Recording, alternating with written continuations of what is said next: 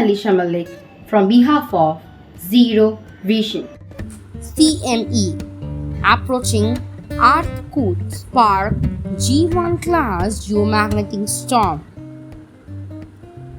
We have seen rampant solar activity in the past few months. Natural phenomena such as sunspot eruptions, solar storms, solar flares, geomagnetic storms, and more have been bombarding the Earth. But why? According to NASA, this is because the Sun entered the solar cycle 25 in 2019, and it is expected that it will hit its peak in July 2024, thus resulting in the increased solar activity even further during the peak. Although this solar activity might seem harmless due to the distance of the Sun from our planet, it can cause major damage to infrastructure. Therefore, Earth is in for a rough ride until then. Recently, forecasters at the National Ocean and Atmospheric Administration have issued a warning against a potential CME impact that could hit Earth soon. A recent report by the spaceweather.com has revealed that a coronal mass ejection was spewed out by the Sun, and it could hit Earth as soon as tomorrow, May 16.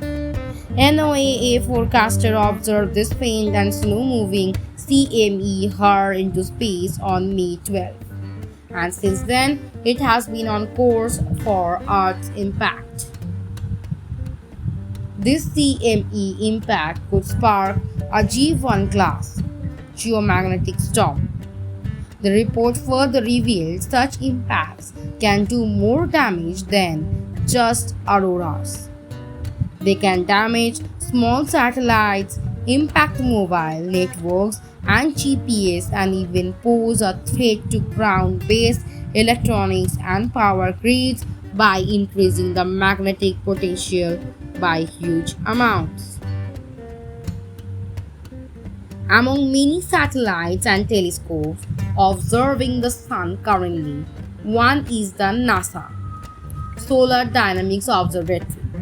The SDO carries a full suite of instruments to observe the Sun, has been doing so since 2010.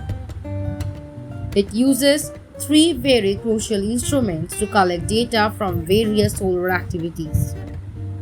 They include the Helioseismic and Magnetic Imager, which takes high-resolution measurements of the longitudinal and vector magnetic field of the entire visible solar system. Extreme Ultraviolet Variability Experiment (EVE), which measures the Sun's extreme ultraviolet irradiance, and Atmospheric Imaging Assembly, which provides continuously full-disk observation of the solar chromosphere and corona in the 7 extreme ultraviolet channels. For more awareness and for more this type of news, keep watching us. Thanks from Zero Vision.